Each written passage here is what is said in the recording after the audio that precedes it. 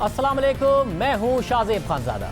Saudi अरब पाकिस्तान का करीबी दोस्त और अहम इत्तेहादी है, जिसने मुश्किल वक्त में पाकिस्तान का साथ दिया है। ख़ास तौर पर जब पाकिस्तान मुआशी मुश्किलात का शिकार हुआ, सऊदी अरब ने गैर मुतवक्के तौर पर पाकिस्तान की मदद की। इसलिए सऊदी अरब के पाकिस्तान के साथ ताल्लुकात बहुत अहम हैं।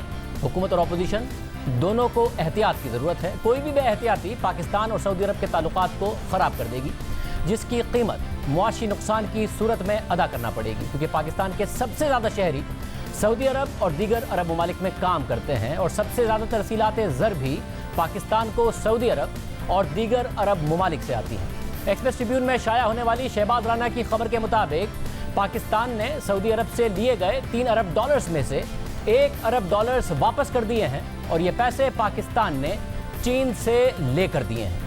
हुकूमती एदाद व शुमार के मुताबिक 27 लाख पाकिस्तानी सऊदी अरब में रहते हैं, जबकि 16 लाख पाकिस्तानी मुत्तहिदा अरब अमारात में काम करते हैं। जबकि स्टेट बैंक के एदाद व शुमार के मुताबिक गुज़िश्ता माली साल पाकिस्तानियों ने बैरून मुल्क से 23 अरब डॉलर्स भेजे।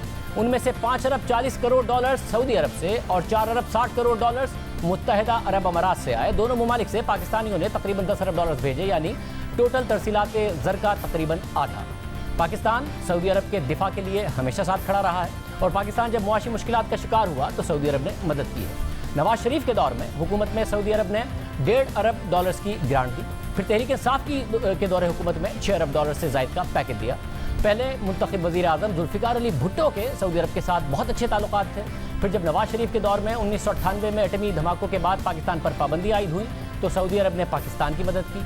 फिर जब जनरल परवेज़ मुशर्रफ ने नवाज शरीफ की मुंतखब हुकूमत का तख्ता उल्टा और नवाज शरीफ के खिलाफ मुकदमात कायम किए गए तो नवाज शरीफ ने सऊदी अरब में जिला वतनी इख्तियार की और वो तवील अरसे तक शाही मेहमान बनकर रहे। और फिर परवेज़ मुशर्रफ इक़्तिदार से अलग होकर बैरून मुल्क गए और उनके बैरून मुल्क असासों के बारे में सवालात उठाए गए तो परवेज़ मुशर्रफ ने खुद बताया कि सऊदी शाह अब्दुल्ला उन्हें अपना छोटा भाई समझते थे, इसलिए उन्होंने पैसे दिए, जिससे लंदन और दुबई में फ्लैट्स लिए। इसी तरह जब नवाज शरीफ की हुकूमत आई, पाकिस्तान मुआशी मुश्किलात का शिकार था, तो मार्च 2014 में सऊदी अरब ने पाकिस्तान को 1.5 अरब डॉलर्स गिफ्ट की सूरत में दे दिए। मगर 1 साल बाद पाकिस्तान और सऊदी अरब के ताल्लुकात में खराबी आई। 2015 के आगाज़ में सऊदी अरब ने यमन में हौसी बागियों के खिलाफ कार्रवाइयाँ शुरू की तो सऊदी अरब ने पाकिस्तानी हुकूमत से कहा कि वो यमन जंग का हिस्सा बने, जिस पर अपोजिशन की जमातों ने हुकूमत से मुतालबा किया कि पाकिस्तान को इस जंग का हिस्सा नहीं बनना चाहिए। खुद इमरान खान ने यही मुतालबा किया। अब सारी मुसलमान दुनिया में आग लगी हुई है, हमें चाहिए कि अमन का रोल प्ले करें और फ्रीक ना बने इसमें। मैं अभी भी कहूँगा कि कौम के सामने सीधा बताया जाए कि क्या कहा जा रहा है। कौम बड़ी खौफ में है, कौम को फिक्र है कि हम फिर से फ्रीक बनेंगे और अपने मुल्क को नुकसान पहुँचाएंगे। नवाज शरीफ हुकूमत फैसले के लिए इस मामले को पार्लियामेंट में ले गई और अप्रैल 2015 में पार्लियामेंट ने इत्तफाक राय से यह फैसला किया कि यमन की जंग में पाकिस्तान गैर जानिबदार रहेगा। पार्लियामेंट के इस फैसले से सऊदी अरब नाराज़ हो गया। इस करारदाद की मंजूरी के अगले दिन मुत्तहिदा अरब अमारात के वज़ीर मुमलिकत बराए खारजा उमूर ने यमन की जंग में गैर जानिबदार रहने के फैसले पर तनकीद की और उन्होंने खबरदार किया कि इस फैसला कुन मौके पर मुतज़ाद और मुबहम मौक़िफ़ पाकिस्तान को महंगा पड़ेगा और कहा कि पाकिस्तान को अरब ममालिक के साथ ताल्लुकात के पस मंज़र में वाज़ेह मौक़िफ़ इख्तियार करना चाहिए। फिर नवाज शरीफ नाअहल हुए तो हमारे ही प्रोग्राम में साबिक़ वफाकी वज़ीर ख्वाजा साद रफ़ीक ने कहा कि उन्हें यमन जंग का हिस्सा ना बनने के फैसले की सज़ा मिली। दुबई से जो वहाँ से सरकारी कागजात JIT लेके आई है वो फेक डॉक्यूमेंट्स हैं और हमारे पास अपने डॉक्यूमेंट्स अटेस्टेड वहाँ के मौजूद हैं, लेकिन जब वहाँ की अथॉरिटीज़ के साथ कांटेक्ट किया गया तो जवाब नहीं आया। तो जवाब क्यों नहीं आया हमें समझ आती है। जब आप मुल्क की खुद मुख्तारी पे स्टैंड लेते हैं, जब आप यमन और कतर के मामले में फ्रीक नहीं बनते तो फैसले तो हम सब इकट्ठे करते हैं, लेकिन सज़ा फिर सिर्फ मुंतखब हुकूमत ही को मिलती है। मतलब आप ये कह रहे हैं मुत्तहिदा अरब अमारात की हुकूमत ने गुस्सा निकाला इस सारे मामले का। उन्होंने पब्लिकली इजहार भी किया था जब यमन की बात हुई थी, नाराज़गी का पाकिस्तान से। आप कह रहे हैं निकाला मियां नवाज शरीफ साहब पर है कि आपके वेरीफाइड डॉक्यूमेंट्स को वेरीफाई नहीं करके दिया उन्होंने, उसके अगेंस्ट डॉक्यूमेंट दे दी। सर कोई तो वहाँ गया ना जो एक ऐसे डॉक्यूमेंट को ले आया जिसको एक सवाल ही गलत किया गया, वहाँ जाके उसका एक गलत जवाब लाया गया है। इत्तफाक है हमारे पास हर चीज़ मौजूद है अटेस्टेड। जब हमने पाकिस्तान से बाहर रब्ता किया कि ये क्या है तो उसका कोई जवाब नहीं आया, तो हमें वजह तो समझ आती है ना कि ये सलूक, ये ट्रीटमेंट हमारे साथ क्यों किया जा रहा है, क्योंकि पाकिस्तान की हुकूमत ने निक्कू बनने से इनकार कर दिया। साद रफ़ीक साहब, आपको पता है मुत्तहिदा अरब अमारात इस वक्त मैं वज़ीर नहीं हूँ ना शाहजेब, मैं इस वक्त वज़ीर तो नहीं हूँ। तो जब मैं वज़ीर नहीं हूँ तो फिर मैं इसलिए खुल के बात करने का इतना हक तो रखता हूँ ना, वज़ीर होता तो ये बात नहीं करता। नवाज शरीफ हुकूमत के ताल्लुकात ख़राब हुए, मगर रियासत के ताल्लुकात सऊदी अरब के साथ बेहतर रहे। रिटायरमेंट के कुछ ही दिनों के बाद साबिक आर्मी चीफ जनरल राहिल शरीफ को सऊदी अरब ने इस्लामी फ़ौजी इत्तेहाद का सरबराह बना दिया और जनरल राहिल शरीफ सऊदी अरब चले गए। बहरहाल नून लीग के बाद तहरीक इंसाफ की हुकूमत आई। तहरीक इंसाफ ने कोशिश की कि IMF प्रोग्राम में ना जाएं, इसलिए दोस्त ममालिक से राब्ते किए गए। हल्फ उठाने के अगले ही महीने यानी सितंबर में वज़ीर आज़म इमरान खान सऊदी अरब चले गए। उसके बाद अगले महीने यानी अक्टूबर 2018 को वज़ीर आज़म इमरान खान ने सऊदी अरब का दूसरा दौरा किया और फिर सऊदी अरब से पाकिस्तान को $3 अरब मिले। साथ ही तेल की अदायगियों में $3 अरब से ज़ायद की रियायत भी मिली। इसी तरह मुत्तहिदा अरब अमारात की तरफ से पाकिस्तान की मदद की गई। 18 नवंबर 2018 को वज़ीर आज़म इमरान खान वफ्द के साथ मुत्तहिदा अरब अमारात के दौरे पर गए। इसके बाद दिसंबर 2018 में मुत्तहिदा अरब अमारात ने स्टेट बैंक में $3 अरब का जमा कराने का ऐलान किया। इसके अलावा ऐलान किया गया कि UAE पाकिस्तान के 8 तरक्याती मंसूबों को फाइनेंस करेगा, जिसकी मजमूई मालियत 1.5 अरब दिरहम होगी। इसमें 931 मिलियन दिरहम की इमदाद भी शामिल है। हुकूमत ने इसे बड़ी कामयाबी करार दिया। फिर गुज़िश्ता साल फरवरी में सऊदी अरब के वली अहद मोहम्मद बिन सलमान 2 रोज़ा दौरे पर पाकिस्तान आए और पाकिस्तान में $21 अरब की सरमायाकारी के ऐलानात किए गए। सऊदी वली अहद ने कहा कि उन्हें सऊदी अरब में पाकिस्तान का सफ़ीर समझा जाए। वज़ीर आज़म इमरान खान ने कहा कि अगर सऊदी वली अहद इंतख़ाबात में खड़े हो जाएं तो वो पाकिस्तान में मुझसे ज़्यादा वोट लेंगे, क्योंकि वो पाकिस्तान में बहुत मकबूल हैं। फिर अक्टूबर 2019 में जब वज़ीर आज़म इमरान खान अक़वाम मुत्तहिदा की जनरल असम्बली के इजलास में शिरकत के लिए अमरीका गए तो वो सऊदी वली अहद के खुसूसी तैयारे में गए और जब तक वज़ीर आज़म अमरीका में रहे तैयारा वही रहा। और जब वज़ीर आज़म इमरान खान वापस उसी तैयारे में आ रहे थे तो तैयारे में अचानक टेक्निकल ख़राबी पैदा हो गई। तैयारे को वापस आना पड़ा और वज़ीर आज़म कमर्शियल फ़्लाइट से वतन वापस आए। दोनों ममालिक के ताल्लुकात में उतार चढ़ाव मलेशिया में होने वाली कॉन्फ्रेंस की वजह से पैदा हुआ। मलेशिया की मेज़बानी में 18 दिसंबर 2019 को होने वाली 3 रोज़ा कॉन्फ्रेंस में वज़ीर आज़म इमरान खान के साथ तुर्की के सदर तैयब एर्दोआन और इसके अलावा ईरान के सदर हसन रूहानी, कतर और इंडोनेशिया के सरबराहान मुमलिकत को भी मदऊ किया गया था। 29 नवंबर 2019 को मलेशिया के नायब वज़ीर ख़ारजा ने इस्लामाबाद में वज़ीर आज़म से मुलाकात करके उन्हें कॉन्फ्रेंस में शिरकत की बाज़ाब्ता दावत दी, जो वज़ीर आज़म ने कबूल कर ली। फिर दफ्तर ख़ारजा ने भी 6 दिसंबर को वज़ीर आज़म के दौरा मलेशिया की तस्दीक कर दी थी। मगर इस कॉन्फ्रेंस में शिरकत से पहले वज़ीर ख़ारजा शाह महमूद कुरैशी ने और फिर वज़ीर आज़म इमरान खान ने 14 दिसंबर को सऊदी अरब का दौरा किया। वज़ीर आज़म इमरान खान के दौरा सऊदी अरब के बाद फैसला किया गया कि इस कॉन्फ्रेंस में ना तो वज़ीर आज़म शरीक होंगे और ना ही कोई और पाकिस्तान की नुमाइंदगी करेगा, क्योंकि सऊदी अरब समझता है कि OIC का मुतबादिल फोरम इस्लामी दुनिया में उसके किरदार को कम कर देगा, जिससे उसके मफादात मुतासिर होंगे। इसके अलावा इस इजलास में तुर्की, ईरान और कतर को मदऊ किया गया था, जिससे सऊदी अरब के ताल्लुकात कशीदा हैं। फिर तुर्क सदर तैयब एर्दोआन ने 20 दिसंबर 2019 को तुर्क मीडिया को दिए गए इंटरव्यू में कहा कि बदकिस्मती से सऊदी अरब ने पाकिस्तान पर दबाव डालकर इस कॉन्फ्रेंस में शिरकत नहीं करने दी। सऊदी अरब में 40 लाख पाकिस्तानी काम करते हैं। सऊदी अरब ने पाकिस्तान को धमकी दी कि वो पाकिस्तानियों को बेदखल करके उनकी जगह बांग्लादेशियों को नौकरी पर रख लेंगे। तुर्क सदर ने मजीद कहा कि सऊदी अरब ने पाकिस्तान को दिए गए पैसे भी वापस लेने की धमकी दी और मुआशी मसाइल की वजह से पाकिस्तान को सऊदी अरब की धमकी मानना पड़ी। मगर फिर फरवरी में जब वज़ीर आज़म इमरान खान मलेशिया गए तो उन्होंने कहा कि कोलालमपुर कॉन्फ्रेंस में शिरकत ना करने के फैसले पर अफसोस है। बदकिस्मती से हमारे कुछ दोस्तों को लगता था कि ये कॉन्फ्रेंस उम्मत में तकसीम पैदा कर देगी, ये गलतफहमी थी और उन्होंने आइंदा इस कॉन्फ्रेंस में शिरकत का ऐलान किया। I want to say how sad I was that I could not attend. मैं ये बताना चाहता हूँ मुझे किस कदर अफसोस है कि मैं दिसंबर में कुआलालंपुर कॉन्फ्रेंस में शिरकत नहीं कर पाया। बदकिस्मती से हमारे कुछ करीबी दोस्तों को लगा कि कॉन्फ्रेंस से उम्मत में तकसीम पैदा होगी और ये महज एक गलत फहमी थी, क्योंकि कॉन्फ्रेंस का ये मकसद नहीं था। मेरे लिए कॉन्फ्रेंस इसलिए अहम थी, मैं ये समझता हूँ कि ये बहुत ज़रूरी है कि मुसलमान ममालिक, मगरबी ममालिक और गैर मुस्लिम ममालिक को इस्लाम के बारे में आगाह करें। आपने पहले कहा था कि KL समिट में ना आने पर आप अफसरदा थे। अगर अगले साल समिट होती है तो क्या आप आएंगे?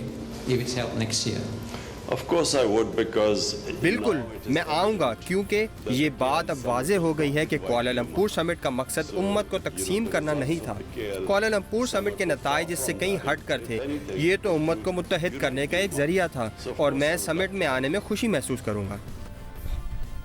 फिर सऊदी अरब और पाकिस्तान के ताल्लुकात में ख़राबी की खबरें सामने आने लगी। पाकिस्तान की तरफ से ताल्लुकात बेहतर बनाने की कोशिशें शुरू कर दी गई, मगर फिर अचानक वज़ीर ख़ारजा शाह महमूद कुरैशी ने सिफारती मामला अवाम में ले आए। वज़ीर ख़ारजा शाह महमूद कुरैशी ने ARY पर इंटरव्यू देते हुए कश्मीर के मामले पर सवालात उठा दिए। गुज़िश्ता रोज़ दफ्तर ख़ारजा की तर्जुमान ने शाह महमूद कुरैशी के बयान का दिफा किया। उन्होंने कहा कि वज़ीर ख़ारजा का बयान سفارتی آداب کے خلاف نہیں ہے۔ حکومت ایک سفارتی معاملے کو میڈیا کے ذریعے عوام میں لائی اور پھر اپوزیشن نے بھی اس پر سیاست شروع کر دی۔ نون لیگ کے صدر شہباز شریف نے آج وزیر خارجہ کے بیان کو غیر ذمہ دارانہ قرار دے دیا اور کہا کہ دوست ملک سعودی عرب سے متعلق غیر ذمہ دارانہ بیان قابل مذمت ہے۔ سعودی عرب کے ساتھ حکومت کے رابطے، تعلق اور انداز بیان پر قوم کو تشویش ہے۔ حکومت پاکستان کو خارجہ میدان میں تنہائی کا شکار کر رہی ہے۔ پھر نون لیگ ہی کے رہنما احسن اقبال نے عربی میں ٹویٹ کی اور انہوں نے بھی وزیر خارجہ کے بیان کی مذمت کی۔ حکومت نے سفارتی معاملہ عوام کے سامنے اٹھایا، اپوزیشن اس معاملے پر عوامی بیانات دے رہی ہے، سیاست کر رہی ہے۔ اس نازک معاملے پر پاکستان سیاست کا متحمل نہیں ہو سکتا، کیونکہ سعودی عرب کے ساتھ تعلقات خراب ہوئے تو نقصان پاکستان کا ہوگا، معیشت کا ہوگا، سعودی عرب اور دیگر عرب ممالک میں رہنے والے پاکستانیوں کا ہوگا۔ اس وقت کیا صورتحال ہے، اس بیان کے بعد وزیر خارجہ شاہ محمود قریشی ہمارے ساتھ موجود ہوں گے ایک بریک کے بعد۔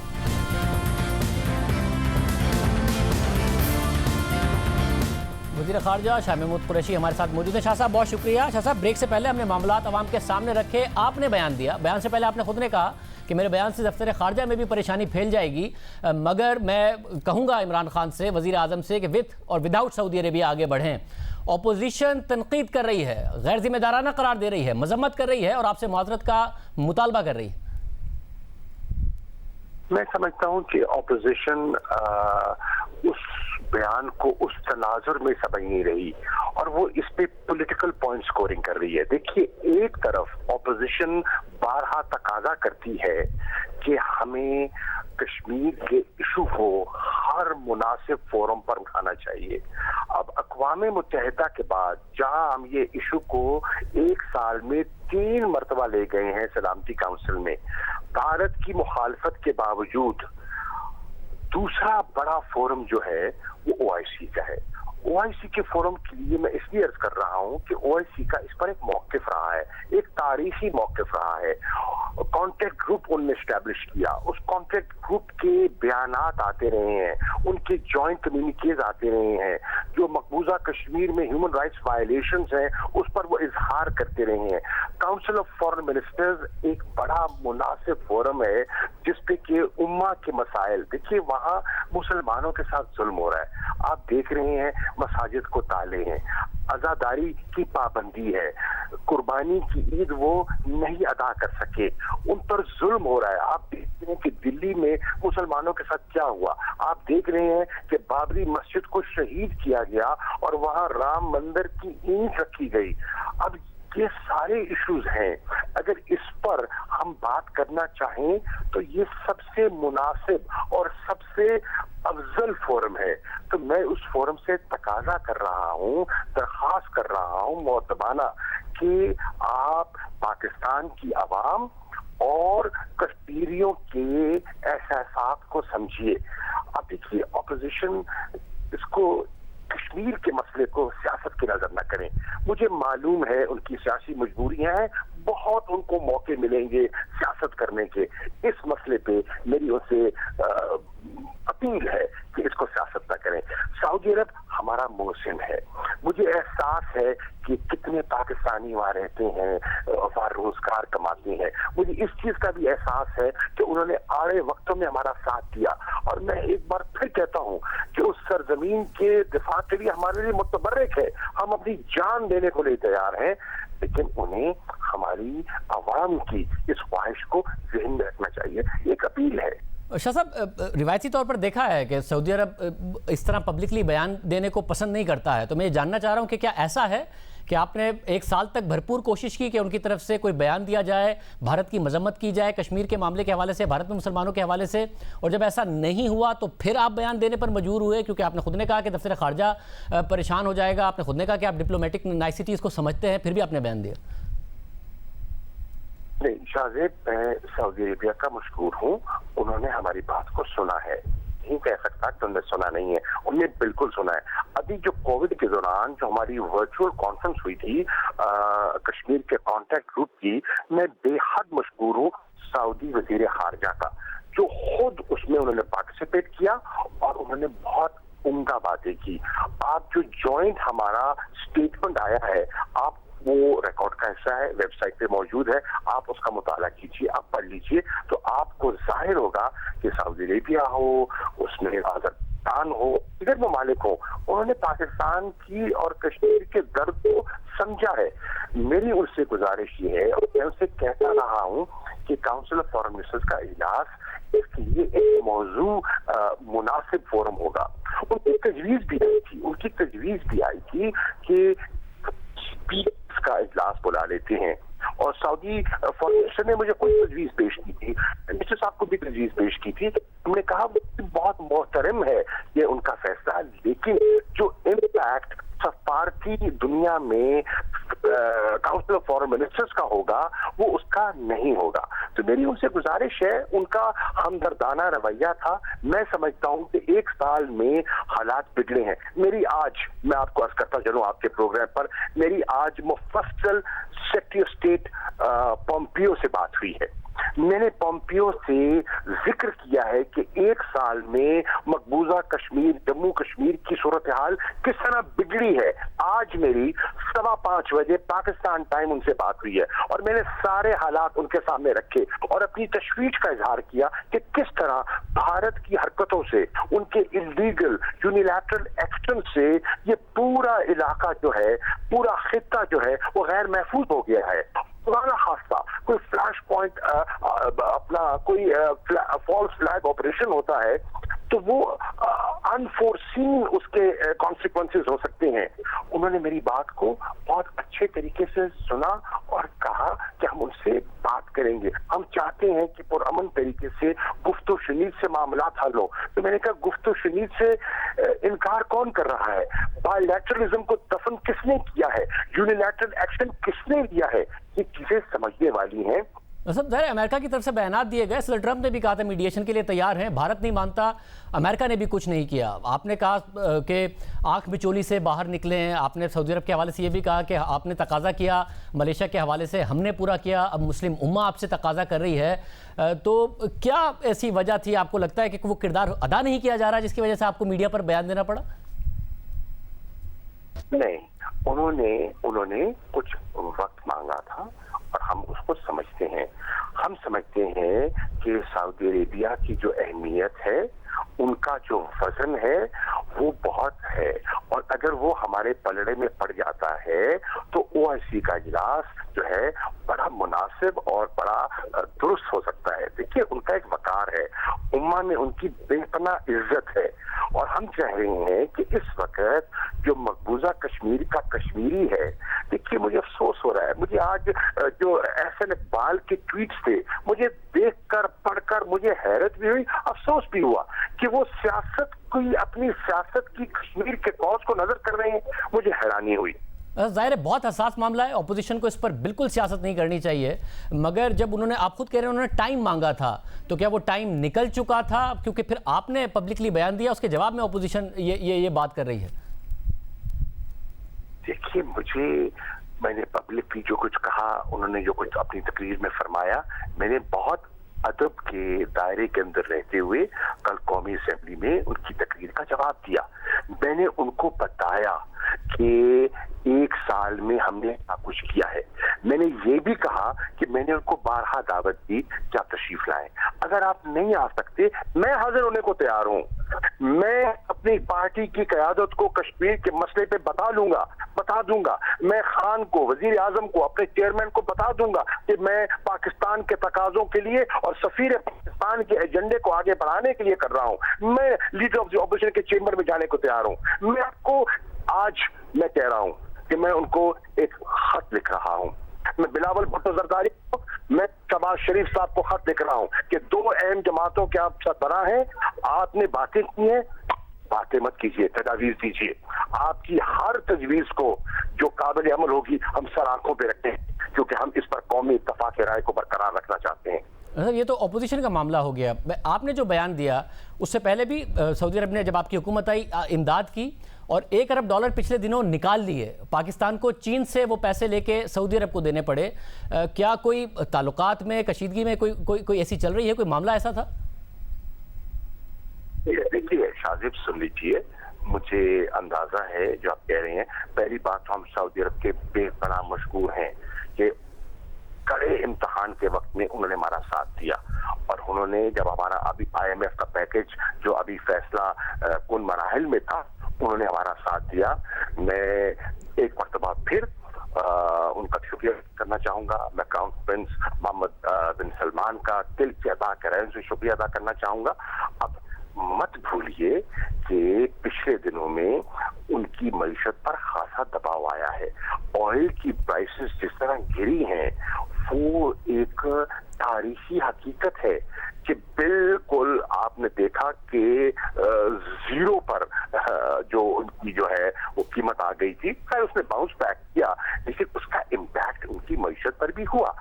हमने, हमारे दोस्त हैं, उन्होंने हमारी मुश्किलात को समझा, हमने उनकी मुश्किलात को समझना है। हम उनके लिए कल भी हाजिर थे, आज भी हाजिर हैं, और वो आज भी हमारे लिए दर्द रखते हैं। पाकिस्तानियों की मोहब्बत को वो समझते हैं, उस मट्टी से, उस धरती से जो हमारी मोहब्बत किसी से पोशीदा नहीं है। शाह साहब, $1 अरब इन मुआशी हालात में भी सऊदी अरब के लिए मसला नहीं है। उनकी मुख्तलिफ दुनिया की ट्रेजरीज में इन्वेस्टमेंट है जो 1% भी रिटर्न नहीं दे रही हैं। पाकिस्तान 3.25% की शरह सूद पर पाकिस्तान ने वो पैसे लिए हुए थे, उसके बावजूद सऊदी अरब ने इन मुश्किल हालात में वापस निकाल लिए। तो मैं जानना चाह रहा हूँ कि कोई नाराज़ी आपके बयान से पहले तो नहीं थी, और क्या आपके बयान के बाद भी कोई कशीदगी या नाराज़ी तो नहीं हुई मजीद?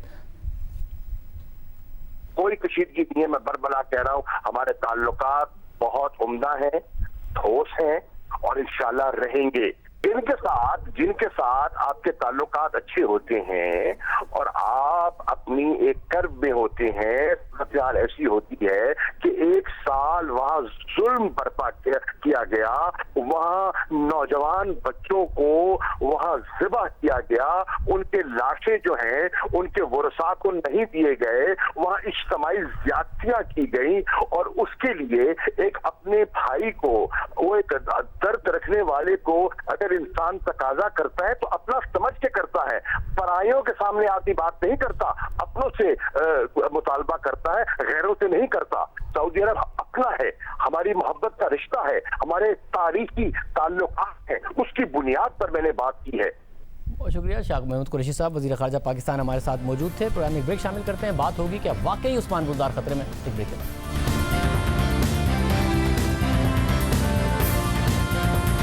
नैब ने तहरीक इंसाफ के मजीद 3 अरकान असेंबली को तलबी का नोटिस जारी कर दिया है, और ये बात उस वक्त हुई है जब गुज़िश्ता रोज़ ही वज़ीर आला पंजाब उस्मान बुज़दार को भी नैब ने शराब के गैर कानूनी लाइसेंस जारी करने के इल्ज़ाम में 12 अगस्त को तलब किया हुआ है, जबकि उनके साथ नून लीग की रहनुमा मरियम नवाज़ को भी 200 एकड़ सरकारी इराजी गैर कानूनी अलॉट कराने के इल्ज़ाम में 11 अगस्त को तलब किया है। मगर वज़ीर आला उस्मान बुज़दार को जिस केस में तलब किया गया है, उस पर सवालात उठ रहे हैं कि क्या उस्मान बुज़दार को हटाने की कोशिशों का ये हिस्सा है, या फिर अपोजिशन रहनुमाओं की तलबी को बैलेंस करने के लिए ऐसा किया जा रहा है। उस्मान बुज़दार पर इल्ज़ाम है कि उन्होंने डीजी एक्साइज के इख्तियारात को गैर कानूनी तौर पर खुद इस्तेमाल किया और लाहौर के एक निजी होटल को शराब का परमिट जारी किया। इस हवाले से वज़ीर इत्तलात पंजाब फयाज़ चौहान का कहना है कि वज़ीर आला पंजाब का इस मामले से कोई ताल्लुक ही नहीं है, उन्होंने ऐसा किया ही नहीं है, मगर वो नैब में पेश होंगे। दिलचस्प बात यह है कि नैब ने जिस केस में उस्मान बुज़दार को तलब किया, उस पर अपोजिशन की दोनों बड़ी जमातों ने एतराज़ उठा दिया है। पंजाब असेंबली में पीपल्स पार्टी के पार्लिमानी लीडर हसन मुर्तज़ा का कहना है कि नैब उस्मान बुज़दार को मेगा करप्शन और इख्तियारात के नाजायज़ इस्तेमाल पर एहतसाब करने के बजाय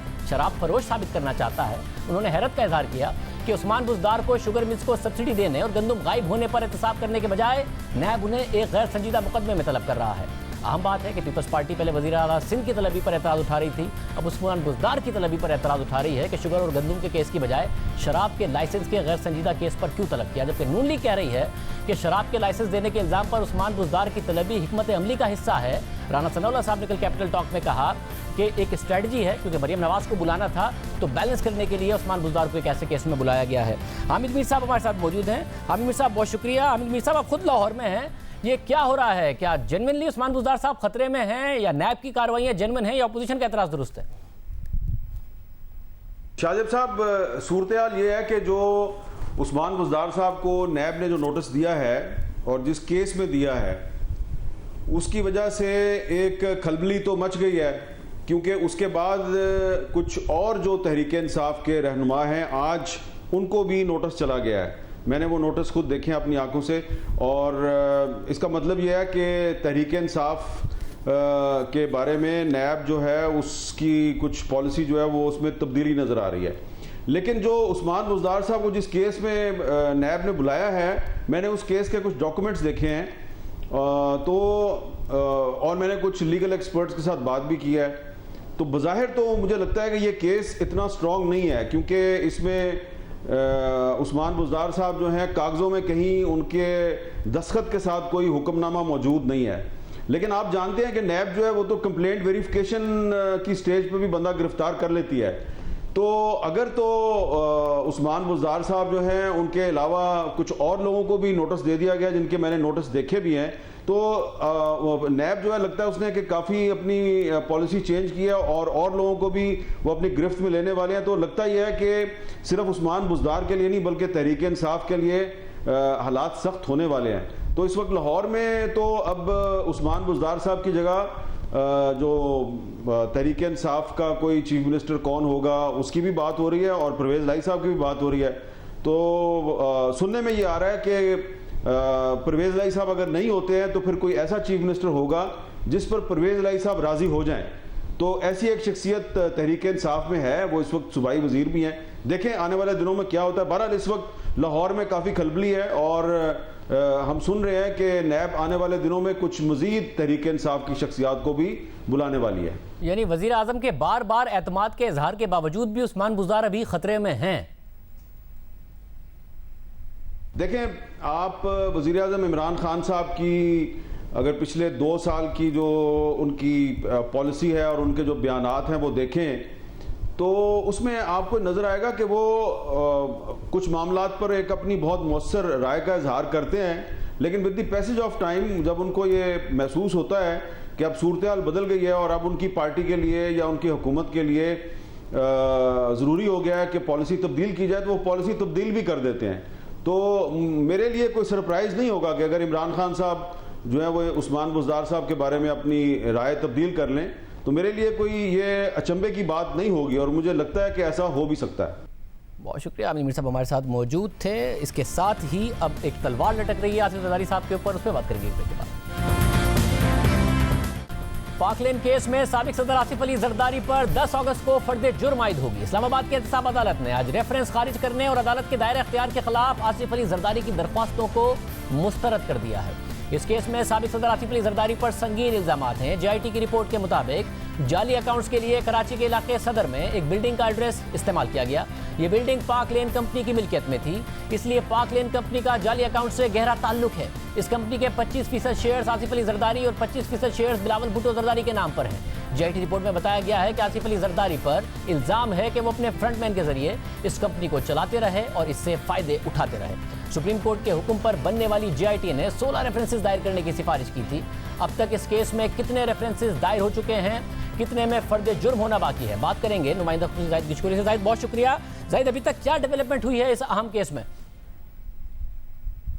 شاذیب، ہمارے ذرائع یہ بتا رہے ہیں کہ قومی احتساب بیورو نے 3 ملزمان کے خلاف اس کیس میں جاری تحقیقات کو فاسٹ ٹریک سسٹم میں شامل کیا ہے، اور یہ پہلی دفعہ ایسا ہوا ہے جس میں وزیر اعلیٰ سندھ سید علی شاہ کے خلاف روشن سندھ اور سندھ بینک سے 6 ارب روپے کے قرضوں کی تحقیقات شامل ہیں. بلاول بھٹو زرداری پاکستان پیپلز پارٹی کے چیئرمین کے خلاف زرداری گروپ اور اوپل 225 میں مبینہ کی جانے والی انویسٹیگیشن کی تحقیقات شامل ہیں. ساتھ ہی سابق وزیر اعلیٰ سندھ سید قیم علی شاہ کے خلاف 3 ارب روپے کے 2016 میں اندرون سندھ دیے جانے والے مختلف ٹھیکے ہیں. اس میں 70 ملزمان سے زیادہ کی تحقیقات کر رہا ہے. نیب اب تک اور 10 ریفرنسز فائل کیے گئے ہیں، لیکن ہماری تحقیقات کے مطابق نیب اب تک ایک بھی ملزم کے خلاف فرد جرم عائد کرانے میں کامیاب نہیں ہو سکا.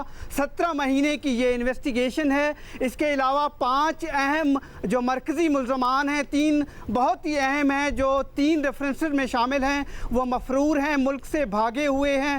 ان کو 2 سال سے فیڈرل انویسٹیگیشن ایجنسی اور نیب واپس لانے میں کامیاب نہیں ہو رہے ہیں. اب تک 12 سے زائد ملزمان نے کم از کم 23 ارب روپے کی اس کیس میں پلی بارگین کی ہے. بہت شکریہ. تفصیلات بتا رہے تھے. اب 10 اگست کو سابق صدر آصف علی زرداری پر فرد جرم عائد ہوگی. اللہ